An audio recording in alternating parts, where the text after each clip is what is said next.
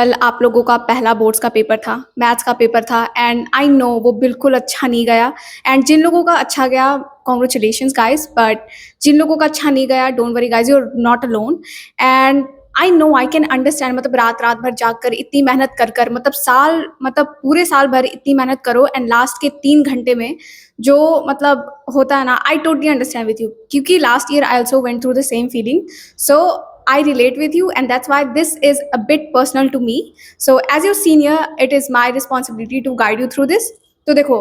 अब जो हुआ कल उसको भूल जाओ. आई नो आप लोग अपसेट हो और आप लोगों का अपसेट होना बनता है.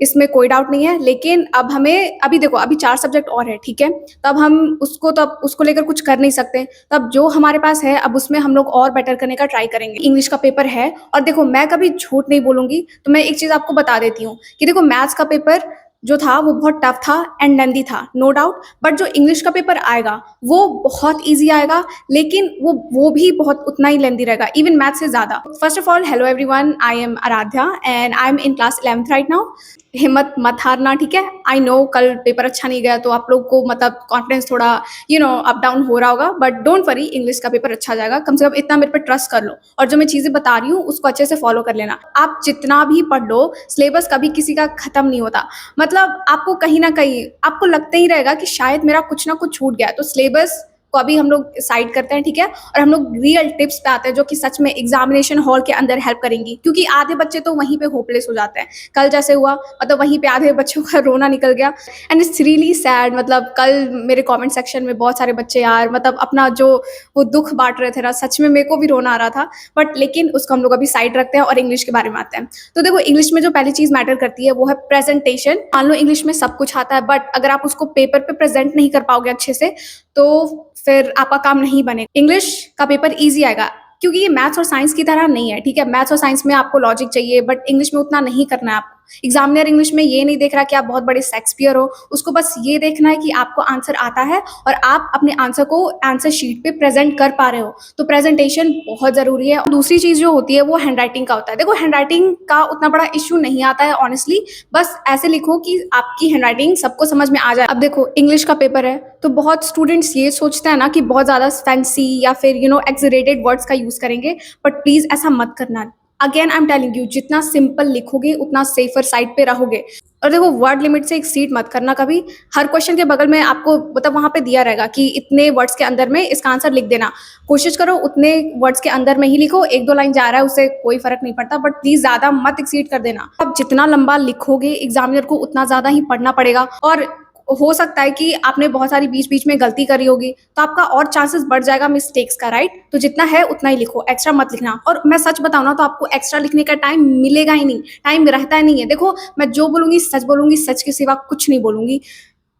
मेरा इंग्लिश का पेपर बहुत अच्छा गया था ठीक है लेकिन लास्ट मोमेंट तक जो वो 3 घंटे थे ना मेरे को लग रहा था मेरा पेपर छूट जाएगा मतलब वहां पे वॉच लगा हुआ था सेंटर हॉल में सामने बार मेरा ध्यान वहीं जा रहा था कि यार मेरा मतलब टाइम पे हो पाएगा या नहीं और ऐसा मेरा ही नहीं सबके साथ हो रहा था और ये तो देखो मैं बताऊंगी नहीं कितने लोगों का छूट गया था आई मीन और देखो ये मैं डराने के लिए नहीं बोल रही थी जो सच है वो सच है ठीक है यार टाइम मैनेज अच्छे से कर लेना और देखो टाइम मैनेज कैसे होगा तो देखो एग्जाम हॉल में जाने से पहले अपने दिमाग में एक स्ट्रैटेजी बना लो कि इस सेक्शन से स्टार्ट करना है और देखो अभी तक तो आप लोग सैंपल पेपर मतलब ये वगैरह तो लगा ही रखे होगे तो आप लोग को एटलीस्ट इतना तो आइडिया मिल गया होगा कि आपको कौन से सेक्शन से मतलब कौन सा सेक्शन आपका स्ट्रॉन्ग है या फिर कौन से सेक्शन से आप स्टार्ट करोगे राइट और अगर अभी भी आइडिया नहीं मिला है कोई बात नहीं आप एग्जामिनेशन हॉल में जाओगे तो आप लोग को क्वेश्चन पेपर दे दिया जाता है और 15 मिनट आप लोगों के पास टाइम रहता है और उतना टाइम काफी है ठीक है तो आप पहले सोच लो आप सारे क्वेश्चन से गो थ्रू करो और फिर देख लो कि कौन सा सेक्शन आपको इजी लग रहा है आप उस सेक्शन से स्टार्ट करना ठीक है मैंने स्टार्ट करा था लिटरेचर सेक्शन से क्योंकि वो 40 मार्क्स का आता है तो मेरे को पता था कि मेरा सबसे ज्यादा टाइम इसी सेक्शन में लगने वाला है तो मैंने उसी सेक्शन से स्टार्ट किया ठीक है बट आप देख लो आपका कौन सा सेक्शन आपके लिए आपको लगता है आप कर लोगे अब एनसीईआरटी मत खोलना हमने देख लिया एनसीईआरटी से कैसे क्वेश्चन आते हैं ठीक है लास्ट कल ही के एग्जाम में हमने देख लिया एनसीईआरटी का कुछ नहीं आता बट ऑफकोर्स मैथ्स और इंग्लिश में बहुत फर्क रहेगा इंग्लिश बहुत ईजी आएगी लेकिन अभी दिक्कत यह है ना कि हमारे पास टाइम कम है राइट तो अगर आप एनसीईआरटी खोलने जाओगे तो अभी 2 बुक है कहाँ से कर पाओगे? मैं यही सजेस्ट करूँगी कि जो छोटे-छोटे पोएम्स रहते हैं या फिर छोटी-सी कोई भी स्टोरी रहती है, उसके लिए आप अगर एनसीईआरटी देखना चाहो तो देख लो, it's not a big issue. लेकिन अब तो यार यूट्यूब पे इतने सारे समरी लेक्चर्स आ गए हैं, 5-10 मिनट में पूरा चैप्टर हो जाता है, आप बस उसको कर लो। अगर आपको लगता है ना कि छोटी-छोटी चीज़ें पूछी जाती हैं कि अल्बर्ट आइंस्टाइन का जन्म कहाँ हुआ था, कौन से डेट पे हुआ था, ये सब कुछ नहीं आता है, ठीक है? ये सब कुछ नहीं आएगा, आपसे बस स्ट्रेट फॉरवर्ड क्वेश्चन पूछेगा, मतलब नॉर्मल क्वेश्चंस पूछता है यार। तो अगर आपको स्टोरी समझ में आ गई है, स्टोरी आपको आता है, तो आप खुद से वहाँ पे अपने वर्ड्स में आंसर लिख दोगे। तो अब बस आप स्टोरी समझ लो, उसके लिए समरी लेक्चर देख लो, उससे ज़्यादा आपको कुछ नहीं करना है। अब ग्रामर सेक्शन पे आते हैं। तो देखो ग्रामर सेक्शन भी ईज़ी रहता है, उसमें ऑप्शन तो दिए ही रहते हैं, बट इन केस आपको फॉर्मूलाज़ या फिर स्ट्रक्चर नहीं याद आ रहा है एग्जामिनेशन हॉल में, तो प्लीज़ वहाँ पे बैठ के याद मत करने लग जाना। अगर आप देखो ट्राई करना याद करने का, बट अगर 1-2 मिनट में नहीं याद हो रहा है, तो प्लीज़ मूव ऑन, क्योंकि वहाँ पे टाइम नहीं मिलेगा आपको। तो 1 मार्क्स के चक्कर में आप बहुत सारे मार्क्स गवा दोगे। बट डोंट वरी, इसका भी एक ट्रिक है मेरे पास। तो देखो वहाँ पे सारे ऑप्शंस दिए रहते थे, ठीक है? तो आप क्या करो, जो ग्रामर में जो क्वेश्चन दिया है उसको अपने दिमाग में एक बार पढ़ो, और जो ऑप्शंस है उसको एक-एक करके बैठा के, मतलब उस क्वेश्चंस के साथ अपने दिमाग में एक बार रिपीट करो, और आप देखो कौन-सा मतलब जो है, कौन-सा आंसर मतलब सही साउंड कर रहा है। एंड ट्रस्ट मी, जो आपको लगेगा कि सही, हाँ, ये सेंटेंस सही लग रहा है, वही आंसर होता है। Most of the cases, majority of the cases वही आंसर होता है। इवन मैंने बहुत बारी करा है, ठीक है? बट अगेन इसमें 100% गारंटी नहीं होती है, बट लास्ट मोमेंट पे अगर आपको नहीं याद हो रहा है स्ट्रक्चर, आप बहुत कंफ्यूज हो, तो प्लीज़ ये ज़रूर ट्राई करना। अब राइटिंग सेक्शन की बात करते हैं। तो राइटिंग सेक्शन में बस एक वर्ड याद कर लो,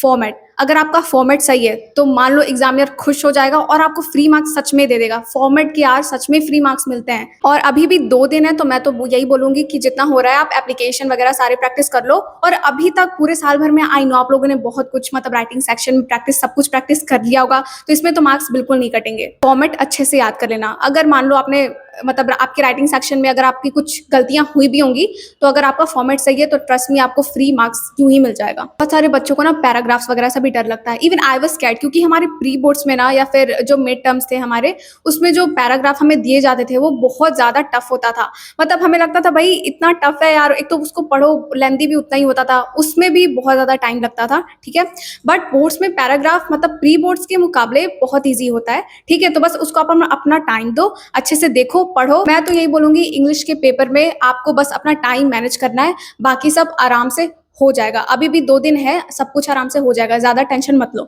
एंड आई नो कल के पेपर की वजह से आप लोगों का कॉन्फिडेंस थोड़ा डाउन हो गया होगा। मैथ्स के पेपर में मार्क्स कटे हैं, लाइफ के एग्जाम में नहीं, ठीक है? तो वो आपका जो कल का पेपर गया है, 3 घंटे का पेपर जो भी है, वो राइट, वो आपका पूरा फ्यूचर नहीं डिसाइड करेगा। तो please don't let it pull you down. अभी भी हमारे पास 4 सब्जेक्ट्स और हैं, आप लोग बहुत अच्छा करोगे। और ट्रस्ट मी, इंग्लिश का एग्जाम ना ईज़ी जाएगा। और मैं ये मोटिवेशन के लिए नहीं कह रही हूँ, इंग्लिश का एग्जाम सच में ईज़ी जाता है। आप जब इंग्लिश का पेपर दे के आओगे ना, तो आपको खुद से अंदर से ये लगेगा कि आपने जितना एक्सपेक्ट करा था, आपने उससे ज़्यादा अच्छा करा। बिल्कुल टेंशन मत लो और बस अपना बेस्ट दो, बाकी जो होगा वो देख लिया जाएगा। एक चीज़ और, अगर आप लोगों को कोई भी डाउट है, मतलब स्टडी से रिलेटेड या कुछ भी, आप please you are free to ask me in my comment section या फिर कम्युनिटी पे। मैं मेक श्योर करूँगी कि मैं हर किसी को रिप्लाई करूँ। मैं आपकी सीनियर हूँ, तो ये मेरा फर्ज़ बनता है आप लोगों को गाइड करना, ठीक है? तो please make sure to ask me. और मेरे को अच्छा लगता है जब आप लोग मेरे से एडवाइस लेते हो। तो कल के पेपर में यार, मतलब जो कल मैंने वीडियो डाला था उसमें, मतलब कमेंट्स में आप लोगों ने अपने दिल की बात शेयर करी, एंड मेरे को सच में अच्छा लगा। एंड मेरे को बुरा भी उतना ही लग रहा था यार, आप लोग, मतलब आई नो मेहनत करने पे जब वो रिजल्ट ना आए बुरा लगता है, बट डोंट वरी, हम आगे बढ़ते हैं और इंग्लिश के पेपर में अच्छा करेंगे, ठीक है? But that was all. Please subscribe my channel. Love you.